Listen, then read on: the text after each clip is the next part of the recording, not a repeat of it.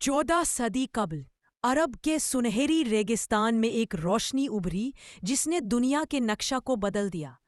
قبیلوں کی تقسیم، بت پرستی اور ظلم و ستم کے بیچ ایک پیغام آیا، ایسا پیغام جو انسانیت کو ایک نئی سمت دکھانے والا تھا۔ یہ ہے اسلام کے عروج کی کہانی، ایک ایسی سفر جس نے تاریخ کے دھارے کو ہمیشہ کے لیے بدل دیا۔ 6 صدی ہجری کا عرب سخت صحرائی ماحول اور قبائلی معاشرت کا مرکز تھا۔ مکہ ایک اہم تجارتی شہر تھا اور کعبہ میں سینکڑوں بت نصب تھے۔ قبائلی نفرتیں، طاقتور لوگوں کا ظلم اور سماجی ناہمواری عام تھی۔ عورتیں، غریب اور غلام اپنے حقوق سے محروم تھے۔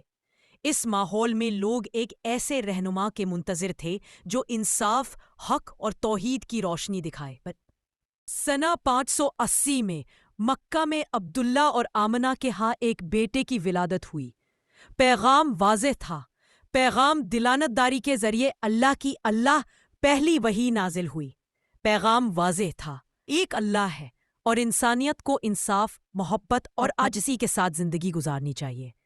اس لمحے سے اسلام کا سفر شروع ہوا۔ حضرت صلی اللہ علیہ وآلہ وسلم کی تعلیمات نے مکہ کے طاقتور تجار اور سرداروں کو چیلنج کر دیا۔ وہ خوفزدہ ہو گئے کہ توحید کے پیغام سے ان کے کاروبار اور اثر وسوخ پر اثر پڑا گا، لیکن ان مشکلات کے باوجود ان کے ایمان میں ڈھیلا نہیں آیا۔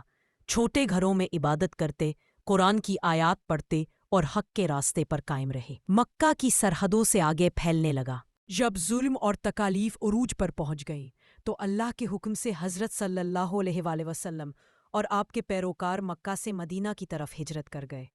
یہ اسلامی تاریخ کا ایک اہم موڑ تھا۔ مدینہ میں ایک ایسا معاشرہ قائم ہوا جہاں ایمان، عدل اور بھائی چارہ زندگی کا مرکز بن گئے۔ یہ دنیا کا پہلا اسلامی ریاستی نظام تھا جس میں مذہب اور معاشرتی قوانین کو یکساں اہمیت دی گئی۔ مسلمانوں نے مدینہ میں ایک مضبوط اور ہم آہنگ کمیونٹی بنائی جس میں ہر شخص کو برابری کا حق حاصل تھا۔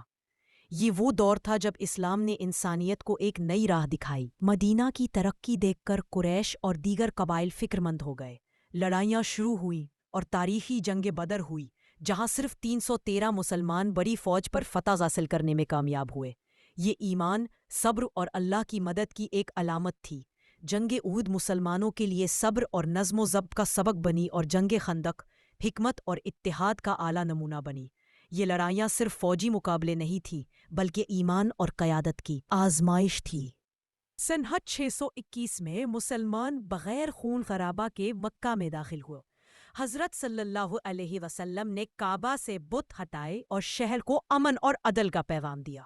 مکہ میں اسلام کو دل کھول کر قبول کیا۔ اس کے بعد اسلام عرب سے باہر افریقہ، ایشیا اور دنیا کے کئی حصوں میں پھیل گیا۔ اسلام کا عروج صرف جنگ یا سیاسی تبدیلی کی کہانی نہیں ہے، یہ علم، ثقافت، عدل اور روحانیت کی ایک عظیم تحریک تھی۔ مسلمانوں نے دنیا کے علم کو محفوظ کیا، بڑھایا اور پھیلایا، ترقی کی، فنون و فن تعمیر میں نکھار آیا اور انصاف پر مبنی معاشرتی نظام قائم ہوا۔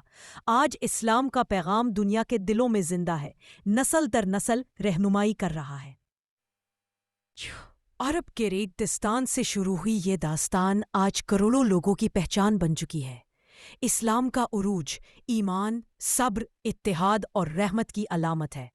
یہ داستان یاد دلاتی ہے کہ جب انسان اپنی پوری کوشش کرتا ہے، اللہ کی مدد ضرور آتی ہے۔